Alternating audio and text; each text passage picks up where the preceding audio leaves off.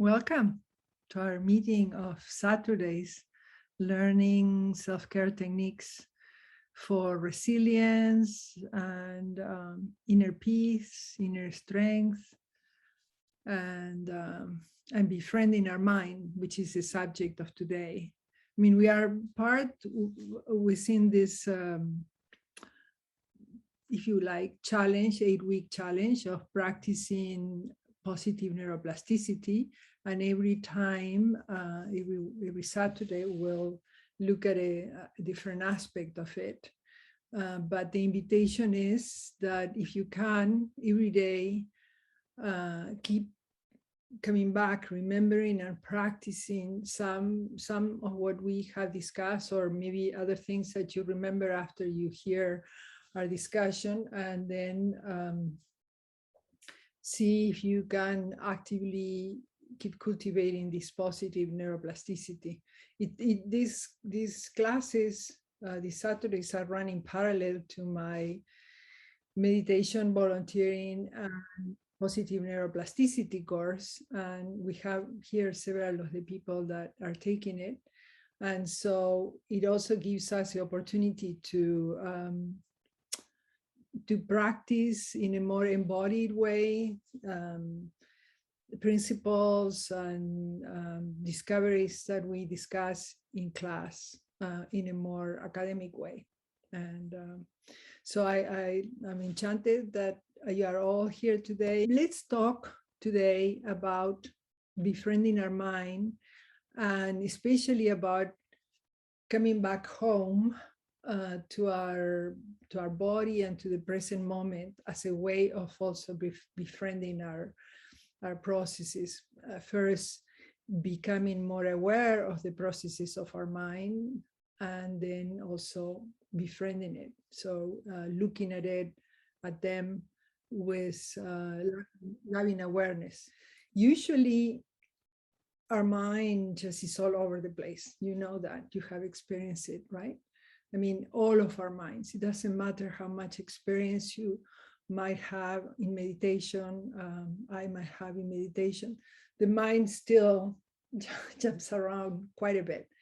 And we also have this pesky negative bias that makes us go towards the negative. We easily worry about things, project complications, and we are fearful of something that might happen. We try to prevent ourselves from that we are fearing. We often don't realize that already by having those thoughts, those fears, our body is responding like if it is in the threat, it's experiencing the real threat being a reality.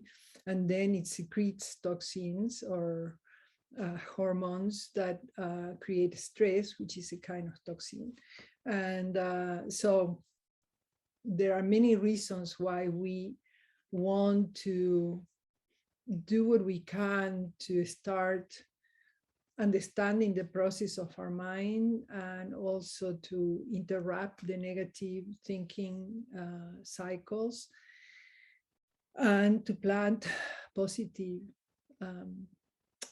seeds, positive experiences. So, but how does one do that? And what does that have to do with coming back to the present moment? And maybe what's the difference between just relaxing and actually working with the mind? And I'm sure you have many questions. So I would like to make a little difference between mindfulness and meditation. So both of them are very much in the mind of many people today. There is a lot of interest about both. And both of them, kind of sometimes overlap. Mindfulness is awareness. So mindfulness is cultivating the capacity to be aware of whatever is happening as body sensations, as triggered emotions, as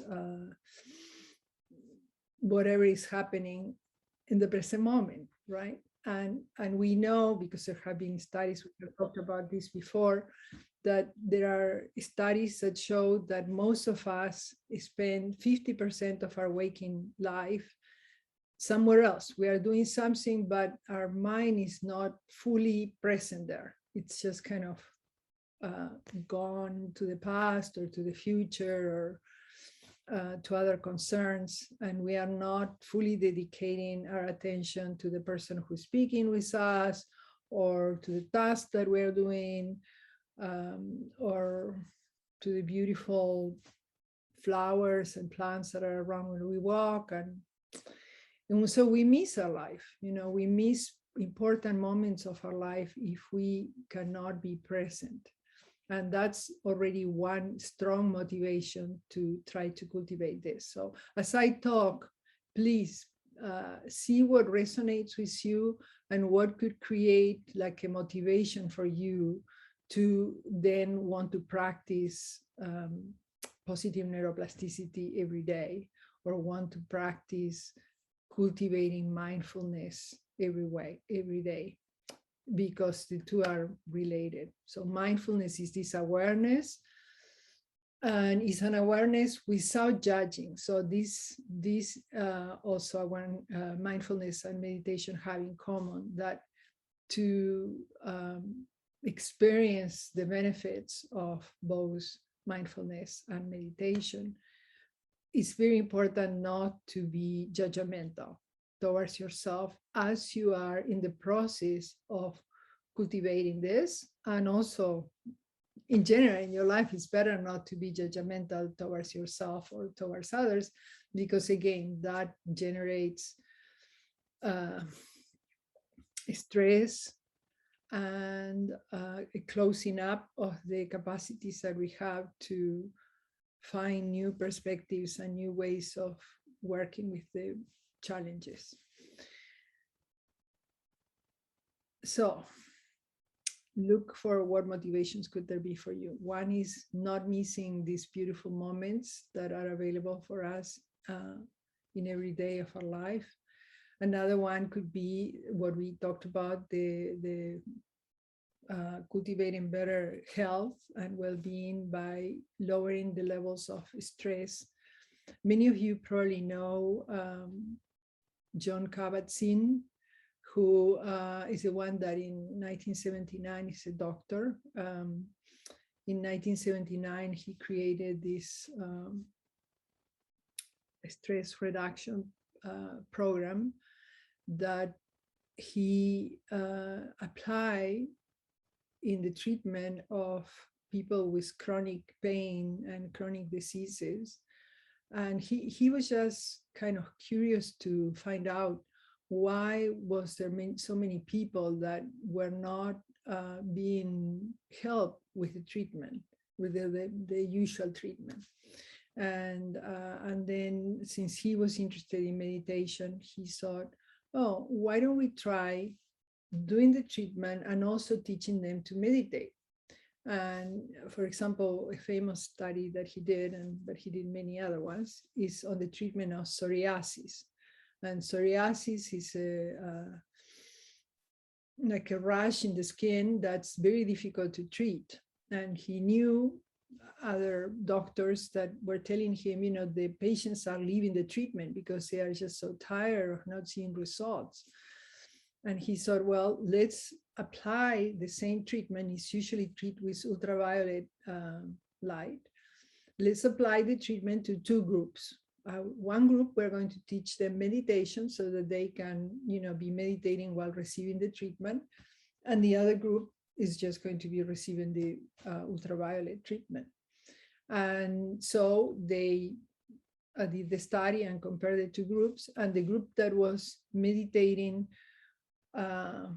while receiving the treatment was able to heal itself, 4 times faster than the one that was not meditating while receiving the treatment. Both of them were receiving exactly the same treatment. The only difference was that to one of them, they taught meditation. And then he applied it also for headaches, for circulatory problems, high blood pressure, for digestive problems, for all kinds of problems. Right now, the system that he developed is applied in 700 hospitals and clinics, all over the world. And it was very interesting to see that the body itself has this capacity to heal itself, or to collaborate in the healing, if we are able to work with it and calm it down, which is what happens during the meditation. During the meditation, and I said I would differentiate a little bit between mindfulness and meditation. Mindfulness being this awareness, this capacity to focus our attention into the present moment. So it's almost like from my point of view, like a pre-meditation. Other people say it's a form of meditation. Yes. And then there are other forms of meditation that you bring a positive feeling into your heart, like the loving kindness meditation. We are also going to do that. Or other ones that are a little bit more difficult, that you prepare yourself through breathing and other previous practices, and then you go into silence, so you are not moving, you are sitting in a relaxed and stable posture, and then mainly paying attention perhaps to the breathing, or to the sound of Om, or to sounds around in ever wider circles. But that's it. So there are different, some are focused meditation and some are open awareness meditation. And the ones that require more to be quiet and go inward and maintain that attention when you are not doing anything else, those are a little bit more challenging, because it takes, it's like running a marathon. Let's say you train, and then you are able to do it with ease. So I want to make this difference, because sometimes people have tried to meditate and then they go, I just can't do it. I just can't sit there quietly and pay attention to my breath. I mean, it's just maybe 1, 2, 3 breaths and it's gone. And I'm annoyed and I'm thinking, what am I doing here, and whatever. So please don't give up. Let's start with cultivating mindfulness, so awareness. And this awareness, it already had been recommended, in all cultures. You probably, in China, in India, and in other ancient cultures, you probably heard the expression, chop wood, carry water, right? As somebody was asking, a younger monk apparently was asking to a more experienced one, what's the secret of enlightenment? What do you have to do? And the monk responded, chop, when you're chopping wood, chop wood. When you're carrying water, carry water. And if we translate that to our 2021 environment, when you're going to prepare the food, be present with preparing the food. This idea was you chop the wood, you carry the water, you boil the water in very old times, and then you are present when you're doing that. And when you're eating, you're present with eating. And if we look at ourselves, how often has it been that we are maybe excited about a recipe we are going to do, or whatever, we get the produce, and but already when we are preparing, we get distracted, or we prepare it and then we come to eat and we're eating with somebody else and we are talking and we didn't even know if we were tasting a carrot or a bean, or what was happening there, where our minds and hearts were somewhere else. And that's not only, at a conversation at dinner, but like we were saying, 50% of the time, our mind just tends to be distracted. It's difficult for it to be focused. And so this training that we are talking about is every day, once a day or several times a day, come back to the present moment, and notice what's going on and rest in it. So we're going to do some of that now as a way of training ourselves to come back home to our body and resting on the sensations of the body. We can make a difference in the way we relate to ourselves, in the way we relate to others, in the way that we can start bringing our mind more into the present moment. Let's do the practice.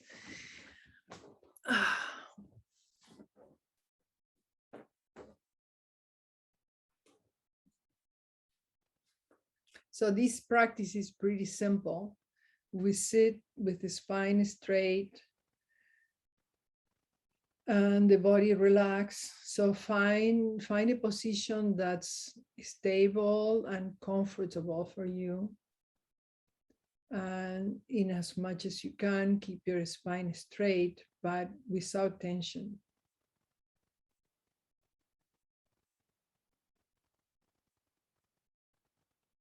And we are going to begin by scanning our body a little bit, just noticing if there is tension anywhere, and if we can just invite the body to let go of that tension. So scan your body and see if anywhere in your body there is something that seems to be a little bit tense. See if you can, for example, lower the shoulders, relax the shoulders, relax the neck. Usually we carry tension there.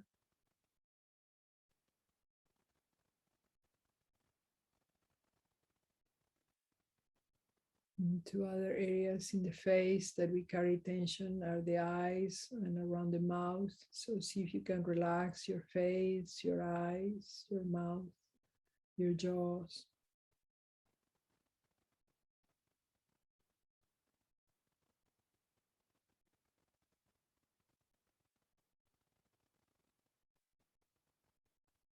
And again, relaxing the shoulders, the neck, the arms and hands.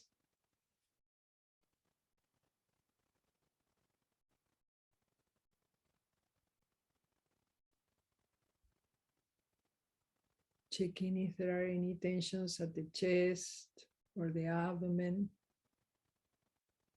And letting go of tensions there.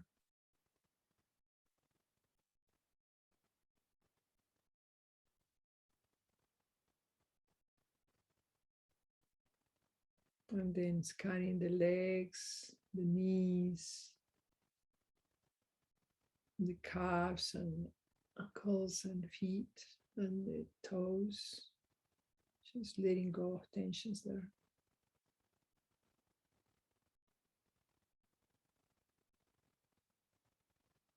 Mentally scanning our body and noticing that's relaxed. And if you notice that there is any place that while you were relaxing other parts, it got tense again, see if you can invite that to relax and relinquish, let go of that tension.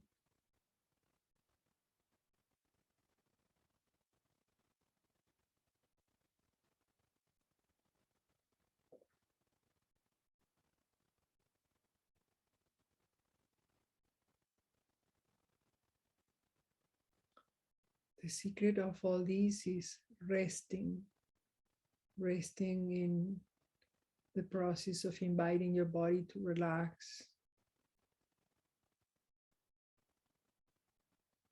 Resting now in the breath. We are going to bring the attention to the breath in this training of our attention, gently training of the attention. By the way, you can have your eyes open or closed. If you have your eyes open, it's better to look down so that you don't get distracted. So we are bringing now the attention to the breathing, noticing the sensation of breathing. Where is it? Where are you noticing it? Is it right at the entrance of the nostrils or a little bit further in? Are you noticing the movement of breath at the chest or perhaps at the abdomen?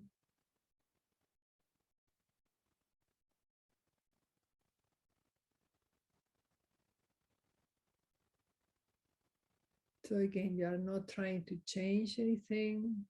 You are not judging anything, just observing.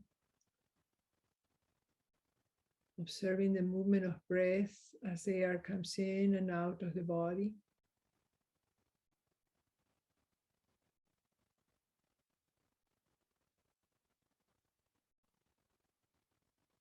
Maybe you can imagine that movement of the air coming in and coming out like gentle waves, and that you are surfing those waves of air coming in and air going out.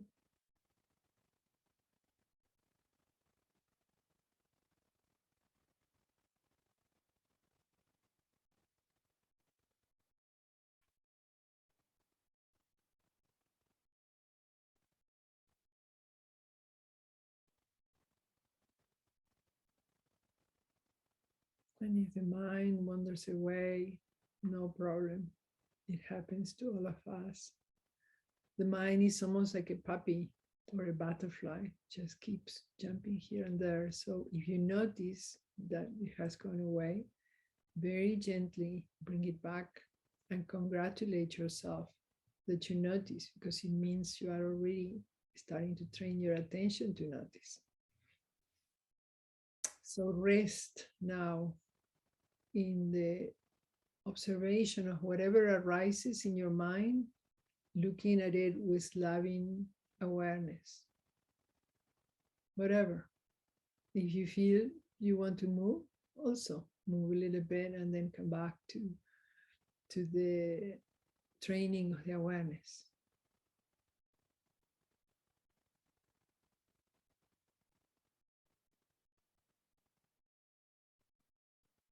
And see what arises. It's very interesting because usually we are kind of blind to what is moving inside us. It's like if there is a song being played inside and we are dancing to that song, but we don't hear it. But we are still dancing to whatever is moving inside there. So now we are curious, what comes up if I just relax and I pay attention to the breath. Maybe what comes up is sensations of the breath. Maybe once in a while is some memory or idea or something. Just see if you can observe it without getting carried away by it. So in the Upanishads, they talk about these two birds that we have inside. One is quiet in the branch and the other is picking and moving all around. Right now we are practicing with the one that sits in the branch, and let the other one that picks around in our thoughts and emotions do its thing, the thing that the mind does. And we are still practicing this other capacity of observing what arises.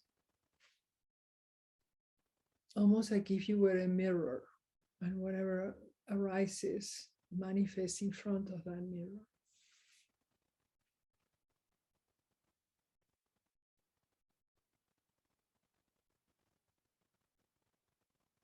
Resting in your breath, resting on whatever arises.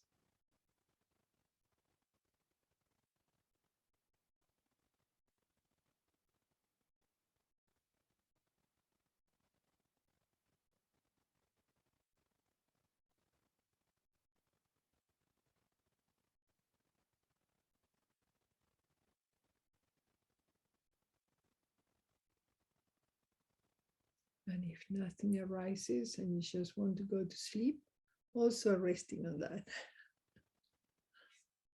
So befriending your mind.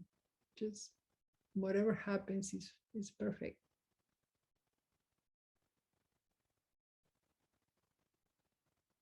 Let's just do this for 1 or 2 minutes, no more than that.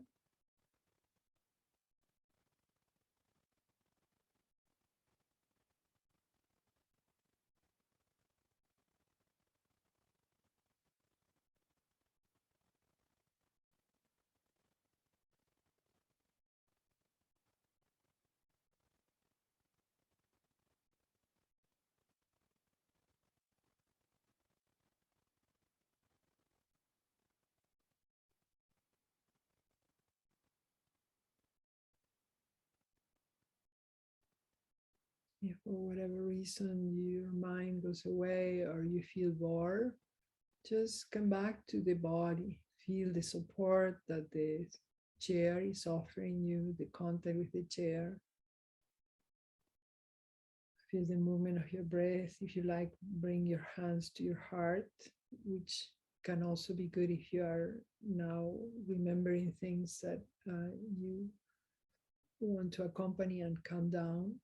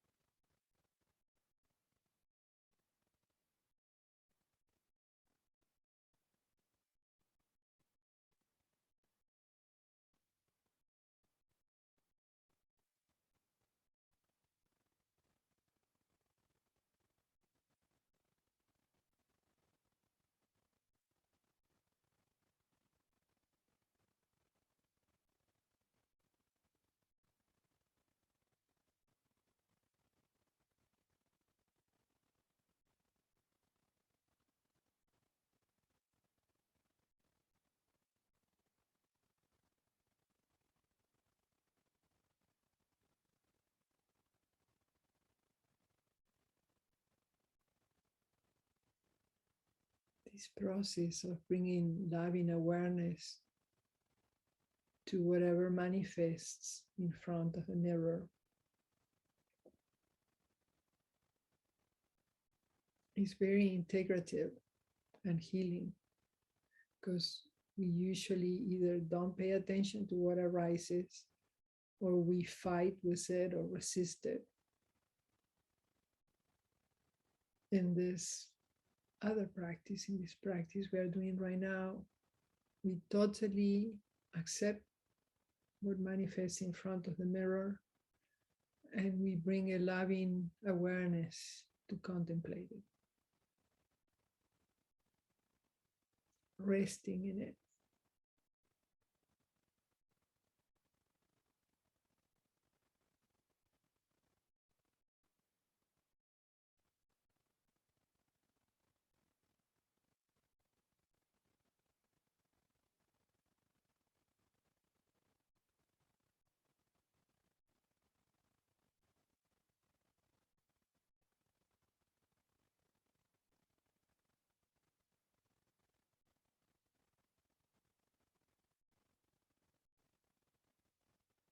And now we're going to come back again to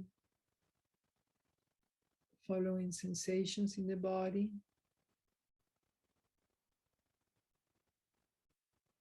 following the breath,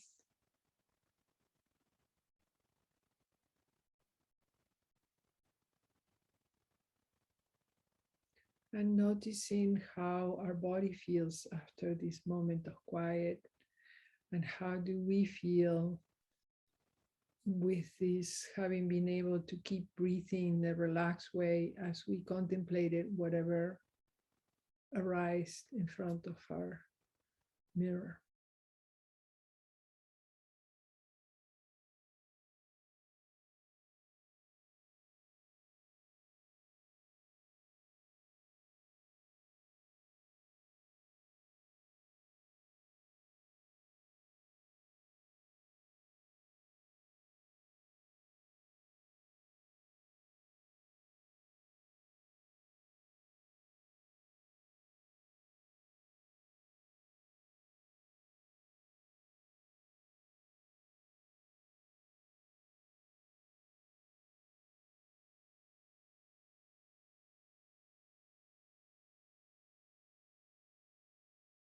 I was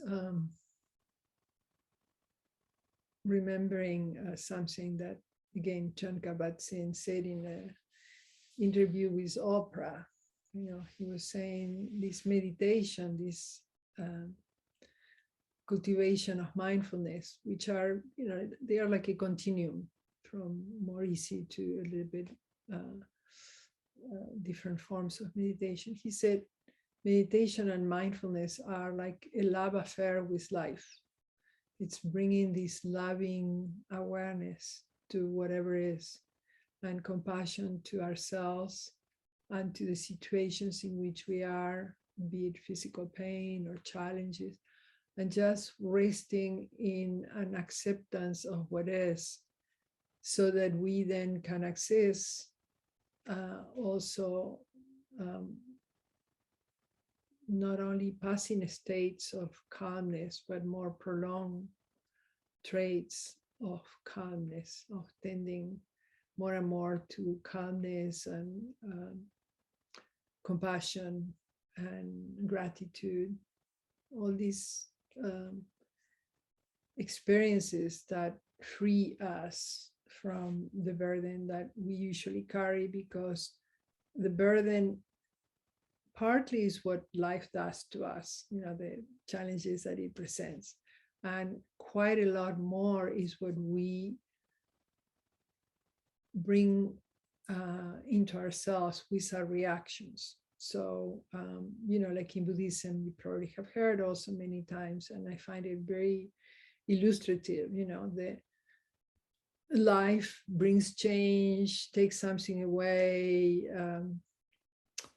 brings situations that are ambiguous or strange, even, like the post-pandemic, like, okay, now we are more or less better than, or for many people understanding better than when before the vaccine, right? But there is this odd feeling of coming back to familiar faces like the office or the campus or whatever, and they are not the same.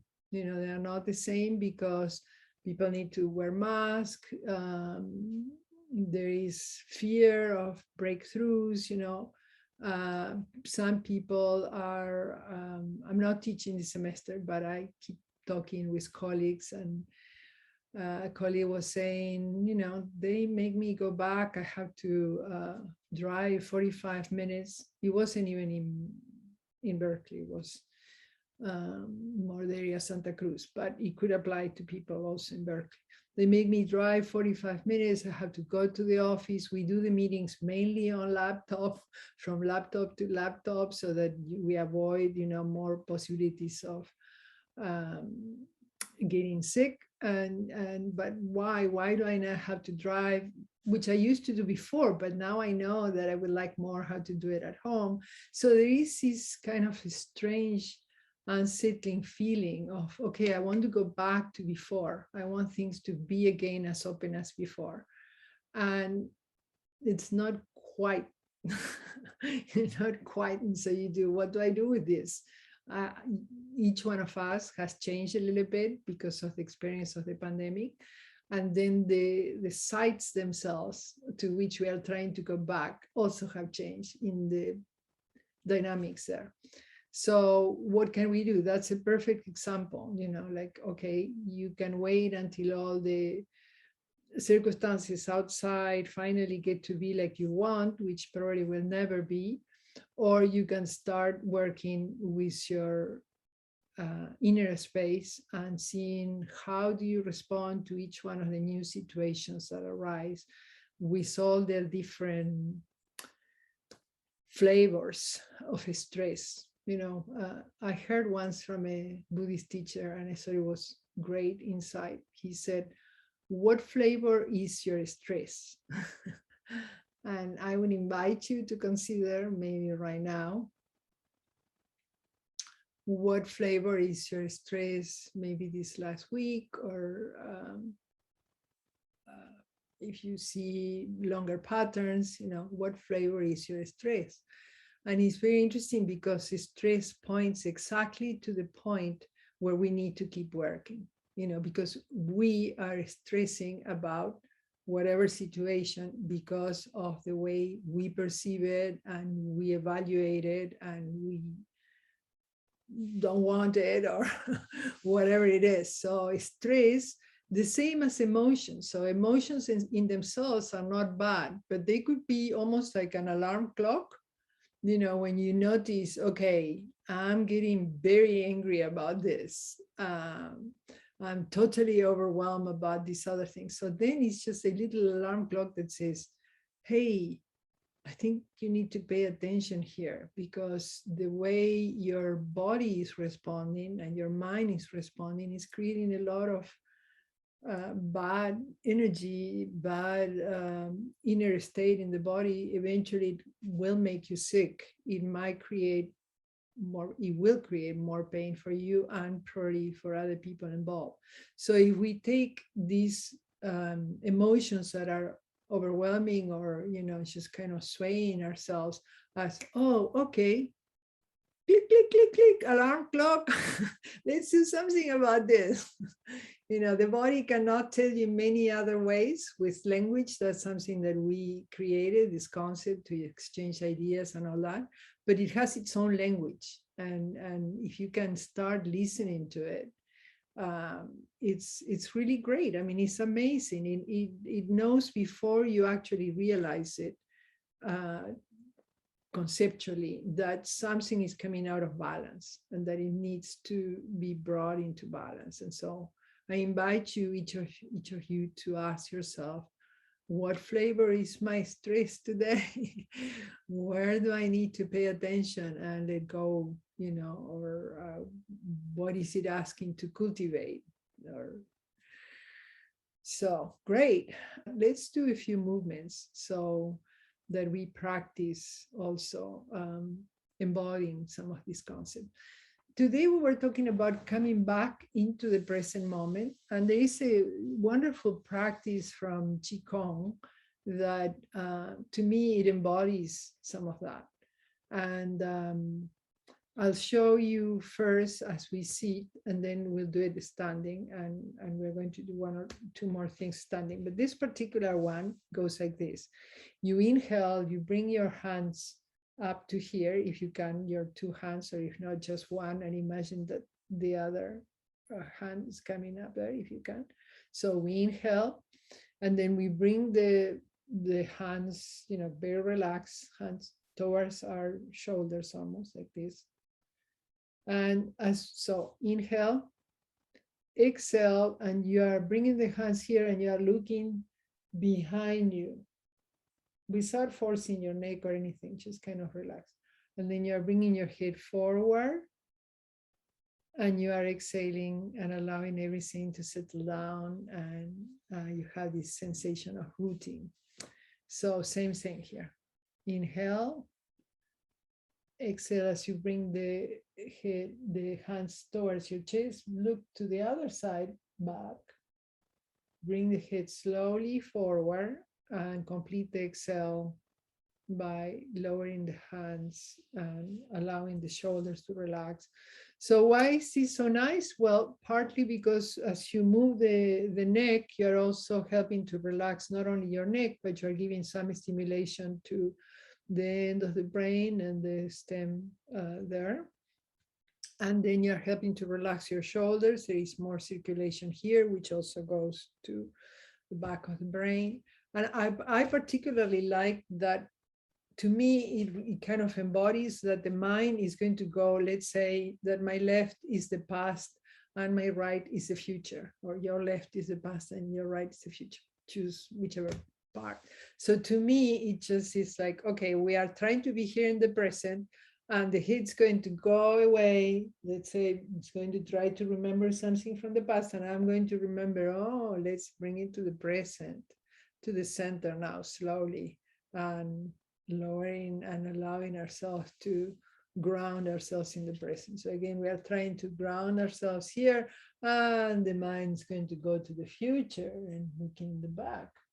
We exhale, and then we continue to exhale and allow everything to relax.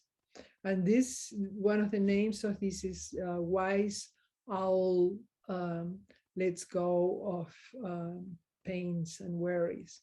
And I think the pains and worries come when we look to the past and stay in the past, and then we have, pain in the neck, or we look at the future and we worry about all those concerns. But if we, as we start going to the back, we look, and then we remember, come back to the present, and let's allow everything to settle.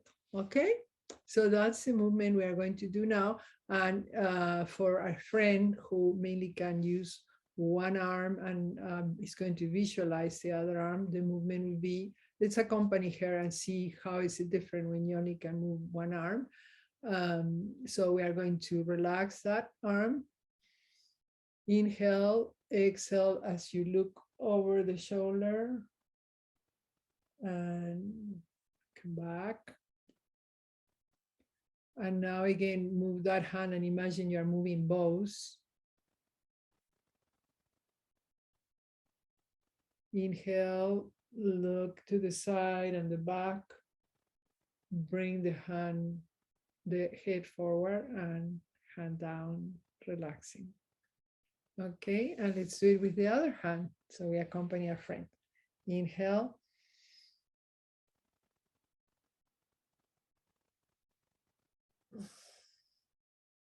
And let's bring this awareness of the presence that is observing as the movement is happening. So for the friend and also for us, now as we repeat the movement with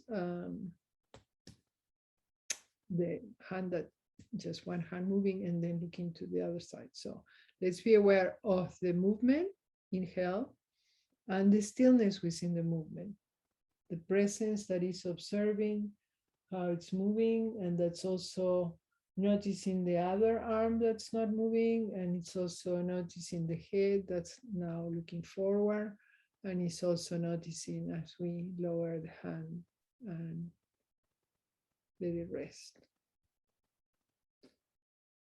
All right, one more time. Notice the stillness within the movement.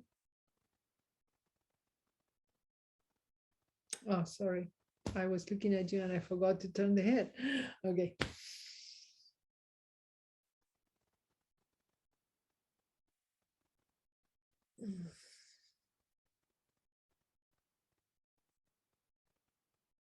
One more time.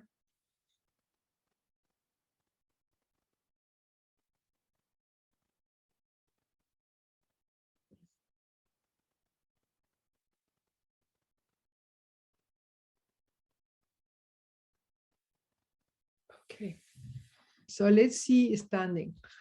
Again, these practices are from Qigong, which mainly teaches us about the continuation between body, mind, and spirit.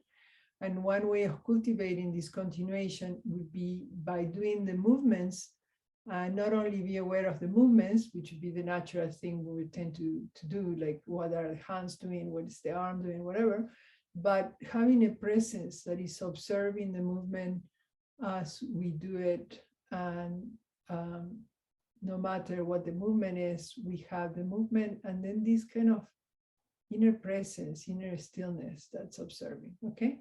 Before we actually do the movement, let's do two other little preparations.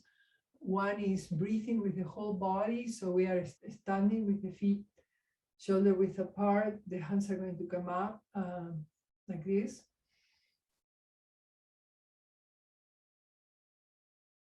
And then exhale, and the hands are going to come down. And again, same idea. Stillness within the movement. Slow stop between the movements, noticing the aliveness within the stillness. And again, moving and noticing the stillness within the movement. Inhaling, opening, exhaling, allowing everything to settle down. Let's do 3 more of these at your own pace. Very relaxed.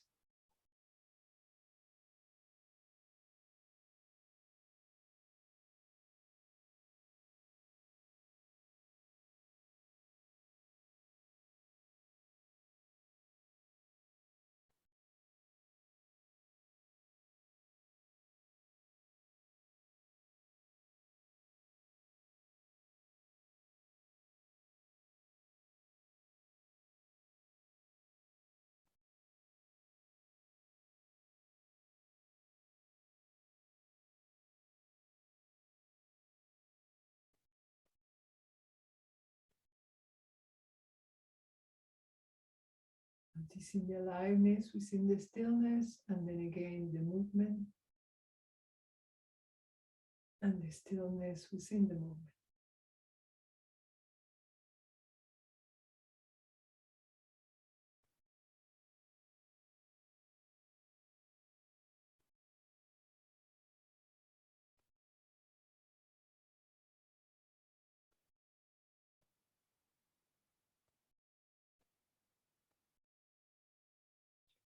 This is a very good way to start training your attention to foreground observation, not only of the most obvious, which would be the movement, but of the act of observing itself, to sensing that stillness, that presence inside the movement. And then just to have a little bit more flexibility, perhaps, for when we do the movements, let's just do it bouncing like this.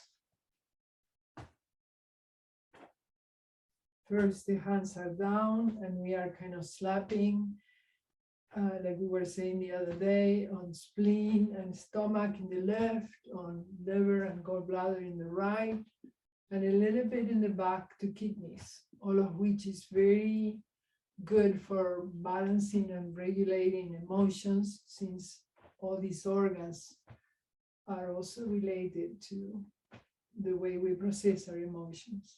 Okay. And let's do the hand now a little bit higher up so that it's actually hitting here and here. And that's more for lungs, lung 1. And that's for grief, to loosen up.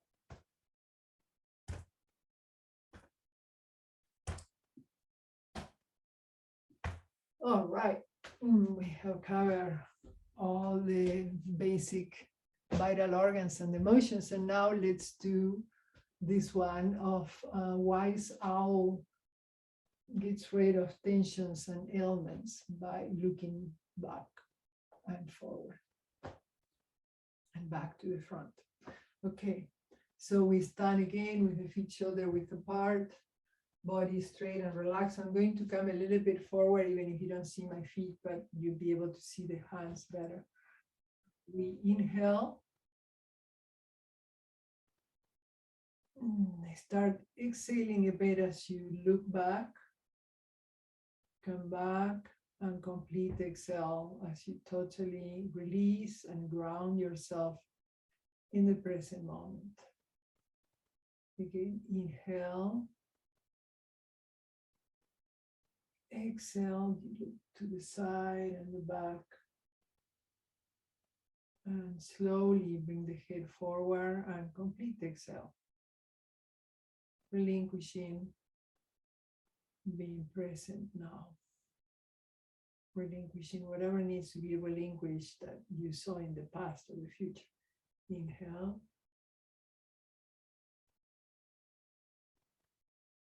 Coming back to the present to ground ourselves. Exhale.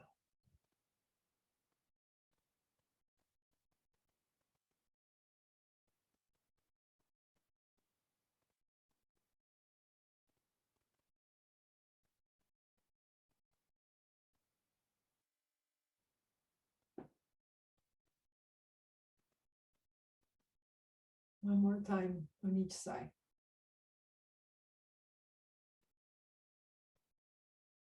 Just be relaxed, enjoy it. Imagine we are children playing to be owls.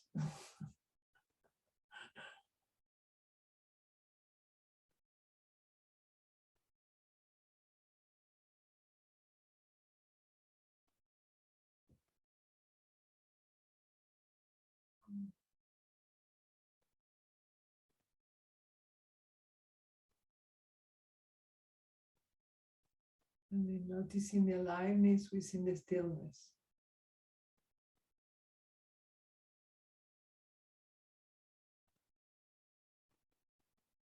And let's do just one more of these movements, if it's okay with you.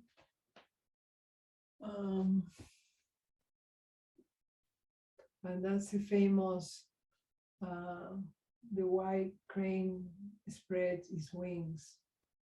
And we have done it before. maybe for some of you, something new.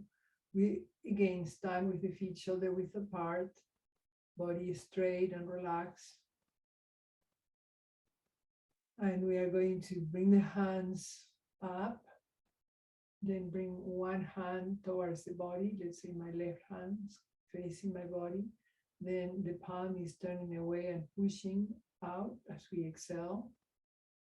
One palm is going up, the other palm is pressing down, opening, receiving the support of the heavens and earth, and then slowly extending the arm, drawing this semicircle and coming back to rest. Noticing the aliveness, starting again.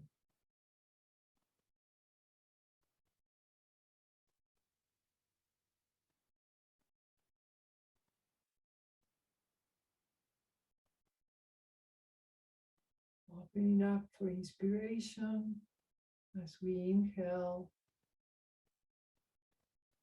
unfolding our wing and resting as we exhale. Let's do it 2 more times on each side. Inhale, exhale, and keep exhaling. Inhale,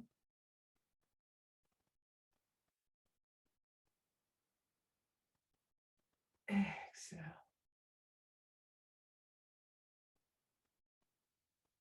Noticing the stillness within the movement, relaxing into it.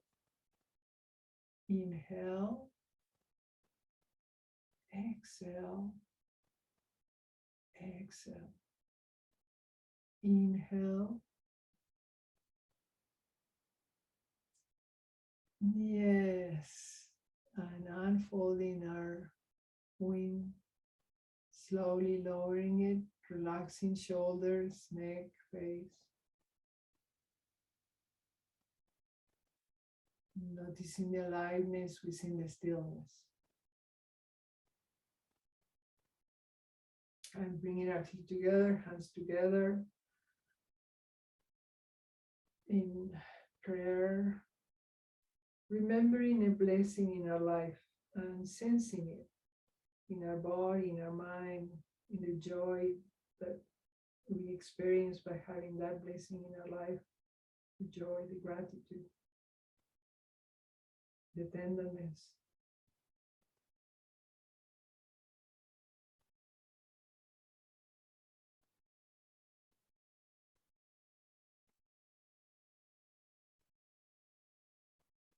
And then lowering our hands also in prayer to our sea of tranquility point, to the point here in the center of the chest. And remembering a person that's struggling right now, somebody we know that could do with a little bit of lifting of her burden or his burden. Remembering this loved one, this person struggling, and sending him or her, wherever they are, the sense of peace, caring, of openness, and it multiplies. You have it within you, and as you connect with that and you send it, it multiplies. Visualize this person receiving the blessing.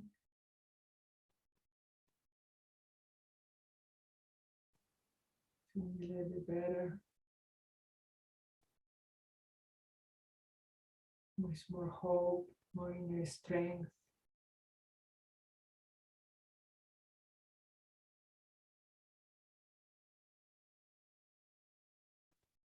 And smiling. You smile to them, and we smile too.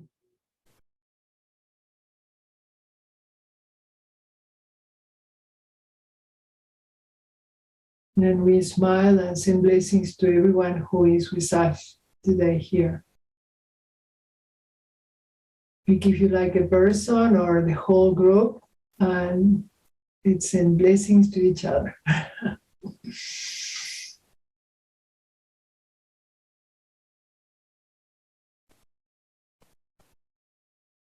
Thank you. It's beautiful. Many blessings.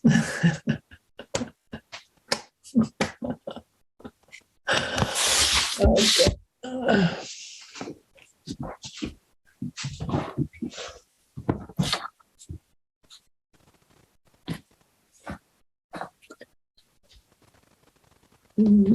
So how are we doing? Let's see. I hope that some of these was easy enough so that you can practice some of it. I mean, maybe it's an idea, maybe something that you wrote down, maybe some of the movement or the breath. And remember, a little bit every day will develop this tendency towards more calmness. And then in the beginning, you have to do a little bit of reminding yourself, and maybe as you wake up or when you go to sleep or during the day. But the more you practice, the more that the practice itself is going to call you. Just is going to remind yourself. So it's a beautiful journey, and it's really worthwhile. And I hope you remember during the week and practice. That would be great. Thank you.